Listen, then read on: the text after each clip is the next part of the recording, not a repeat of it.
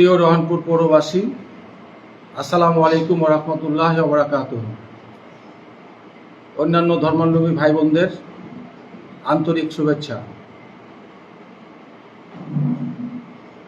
2021 সালের 30শে জানুয়ারি রহনপুর পৌরসভার পবিত্র ভোটে আমাকে আপনারা মেয়র নির্বাচিত করেছিলেন। মেয়র নির্বাচিত হওয়ার পর আমার ওয়াদা ছিল রহনপুরের বেশ কিছু উন্নয়ন ঘটানো। ইতিমধ্যে রহনপুর পৌর এলাকায় কিছুটা উন্নয়ন করতে পেরেছি কিনা সেটি আপনারাই বলবেন। আমি প্রথমেই মহান রাব্বুল আলামিনের কাছে কোটি কোটি শুকরিয়া আদায় করি। মহান রাব্বুল আলামিনের অশেষ রহমত এবং রহনপুর পৌর এলাকার বাংলাদেশ জাতীয়তাবাদী দল বিএনপি ও বাংলাদেশ জামাত ইসলামের নেতাকর্মীদের সার্বিক সহযোগিতায় সারা দেশের তুলনায় রহনপুরে বিচ্ছিন্ন দুই একটি ঘটনা ছাড়া তেমন কোনো ঘটনা ঘটেনি। এজন্য আমি বাংলাদেশ জাতীয়তাবাদী দল বিএনপি ও বাংলাদেশ জামাত ইসলামী নেতাকর্মীদের প্রতি কৃতজ্ঞতা সহ ধন্যবাদ জানাই।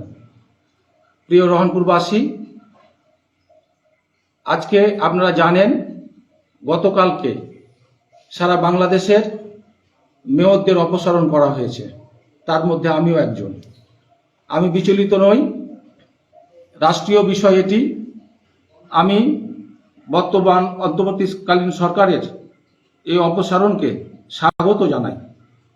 ইতিমধ্যে রহনপুর পৌরসভার একজন প্রশাসক নিয়োগ হয়েছেন, সাথে সাথে তার সাথে আমাদের সম্মানিত কাউন্সিলরদ্বয় কাজ করবেন। আমি বিশেষভাবে অনুরোধ করব প্রশাসক মহোদয়কে, আমাদের কাউন্সিলরদেরকে এবং রহনপুর পৌর এলাকার বাংলাদেশ জাতীয়তাবাদী দল বিএনপি ও বাংলাদেশ জামাত ইসলামীর নেতাকর্মীদের প্রতি বিশেষভাবে অনুরোধ করতে চাই। বর্তমানে রহনপুরের বেশ কিছু এলাকায় উন্নয়ন কার্যক্রম চলমান এবং বেশ কিছু কাজের টেন্ডার দেওয়া হয়েছে, সেগুলো হয়তো শুরু হবে। আমি অনুরোধ করব যে এই উন্নয়নের বিষয়ে দল মত নির্বিশেষে বর্তমান যে পরিষদ, প্রশাসক সহ কাউন্সিলরদেরকে সহযোগিতা করার জন্য। আমি আশা করি আমাদের নগর পরিচালন ও উন্নয়ন অবকাঠামো উন্নয়ন প্রকল্প, কোভিড-19 গুরুত্বপূর্ণ নগর উন্নয়ন প্রকল্প, এই তিনটি প্রকল্প বর্তমানে রহনপুরে চলমান এবং এডিপিরও কিছু কাজ চলমান রয়েছে। আমার অনুরোধ, এই রহনপুর আমাদের সকলের। আমি আপনাদের একজন নির্বাচিত জনপ্রতিনিধি ছিলাম, বর্তমানে আমি একজন সাবেক মেয়র।